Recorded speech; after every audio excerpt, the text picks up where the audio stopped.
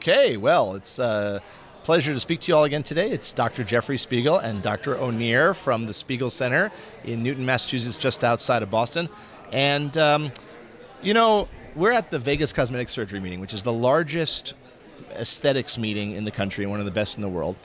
And there's all sorts of secrets that we were invited to share with the other plastic surgeons and facial plastic surgeons and dermatologists who are here.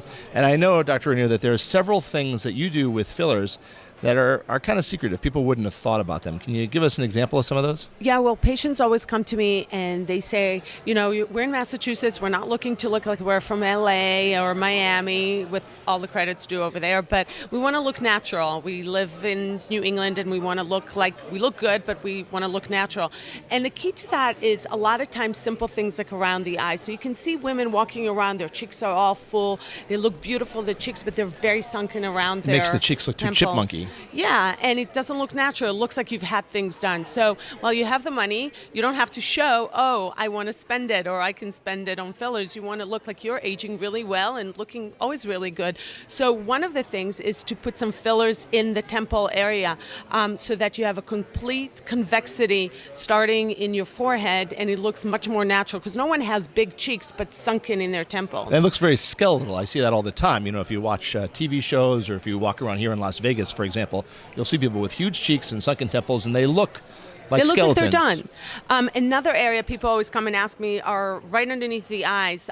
So that area is called the tear trough. That's another area. You can't really put Botox there. So one of the ways to fill that in is with fillers, like AJ fillers, Juvederms, or the Restylane line. I love Restylane underneath the eyes, like the Restylane Refine or Define. They're perfect for that area. Here you can do something that's a little bit harder and can last really long because we don't move these muscles very much. So while when you fill in around the mouth, it doesn't last quite as long, in this area it lasts really long time because we don't have a lot of muscle movement there. Those are very good points. They really are secrets because in the old days being even 5-10 years ago, we would have done lower blepharoplasties for a lot of these people. We would have been looking at their eyelids, seeing it being puffy, and said, let's take out that fat. And that was lowering the cheek. The cheek was down here now, and the eyelids were up here, and we had this cheek eyelid groove that was too low. But you're absolutely right. It's a secret. You have to fill in and blend that in because we want to make it seem like your lower eyelid and your cheek are one unit,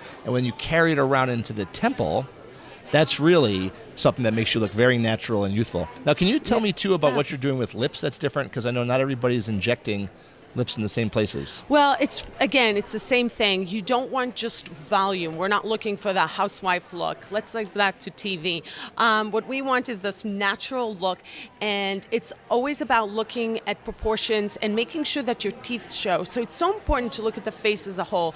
Make sure when you smile that you show teeth so that it's not just volume, but sometimes it's just fine-tuning over here, looking at the cupid bow, looking at the mouth commissures. So it's all about natural look, and we can get that really natural, beautiful look without having it look overdone. So the whole system is look at the entire face. It's not just about the temples or the eyes or the mouth. It's about the entire face, and included in that are your teeth. You gotta always smile. Make sure your teeth are bright and white. Yeah, brightness is key because you have to have light coming from your mouth, light coming from your eyes. That's what's going to make you look really natural and feminine and attractive. And one last line on brightness. What do you recommend for people whose skin's getting kind of dull? IPL. Just IPL, absolutely. Sometimes microneedling if you got a little bit of acne scarring, and good solid products. Some of them we've worked long to create, so we have some products like that. But it's really important to use good products and keep your skin looking beautiful, young, even in your 40s, 50s. Okay, well, those are a few of our secrets. We're not going to share everything here, but let's go off and share some of the things in one of our next lectures. Yeah. And it was great talking today, Take and we care. look forward to seeing you at the Spiegel Center. Thank you.